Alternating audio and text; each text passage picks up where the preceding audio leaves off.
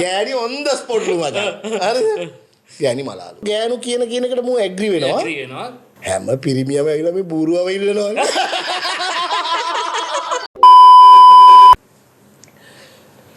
නිතරම එකෙක් ඉන්නවලු මචං ගෑණි උට හරියට බයිනවලු. අපේ ගෙවල් වල වගේ නෙමෙයි. ඔව්.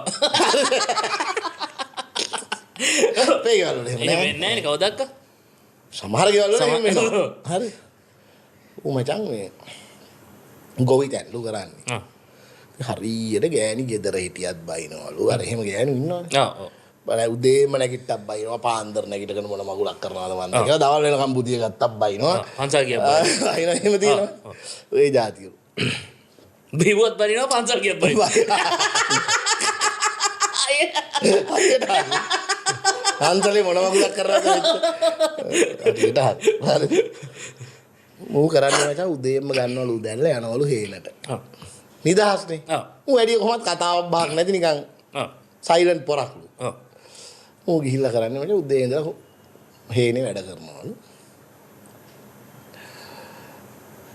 ගෑණි දවල්ට කෑම අරන් එනවනේ. ඒ ඇවිල්ලත් කනකන උබ්බයිනවා. අම්මෝ. ඔව් වෙලද ඌ ඉතින් පුළුවන් තරම් රැ වෙලා යනවලු.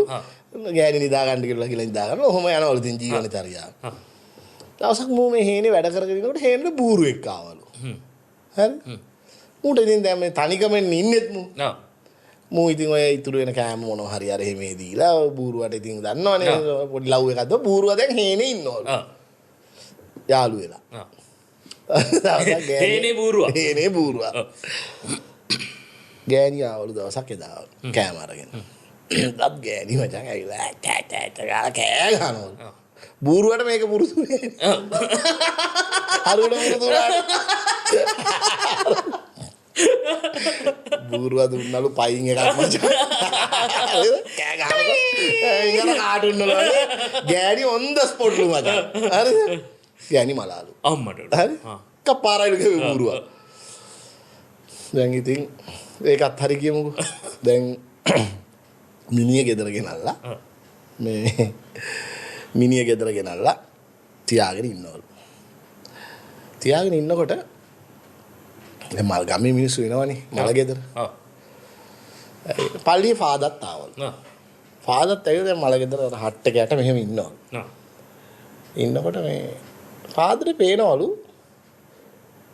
ගෑනු ඇවිල්ලා දැන් අර ෂෝකේ බල කරනවනේ බං මිනිහට. ගෑනු ඇවිල්ලා මූට මොනවා හරි කියනකොට මූ කරනවා. පිරිමි ඇවිල්ලා කියනකොට එහෙම කරනවා. ඒ කියන්නේ නිකන් ඈතින් ඉඳන් බැලුවාම තේරෙනවලු ගෑනු කියන එකට මූ ඇග්‍රි වෙනවා. ඇග්‍රි වෙනවා. පිරිමි කියන ඒවා ඔක්කොම රිජෙක්ට් කරනවා. ෆාදර්ත් මේක හේන ප්‍රාස්ත්‍රයල්ලු. ඔව්. කොසෙනග කොට ගෙට වෙනකන් ඉඳලා මූ ගිහලා ෆාදර් ගිහලා මුගෙන් ඇහුවලු. මම මේ බලාගෙන හිටියේ අර මොකද අර ගෑනුන්ට විතරක් තමුසේ මෙහෙම ඔළුව නිකන් අනේ නෑ ෆාදර් ඉතින් හැමෝම ඇවිල්ලා කියනවා මේ ඩල්සි හරි හොඳ ගෑණියෙක් අපරාධෙ මැරුණේ අපි නම් හිතුවේ නෑ මෙච්චර ඉක්මනට අපිව දාලා යයි කියලා. දුක් වුණා හරියට. ඒකයි මම ඉතින් ඔළුව වෙනුනේ. හරි එතකොට පිරිමි කියන කෙනෙකුට තමුසේ විරුද්ධව. අනේ ෆාදර් මොනවා කරන්නද මේ හැම පිරිමියම ඇවිල්ලා මේ බූරුවව ඉල්ලනවා. ඌට ගානක් කියන්නේ කියලා.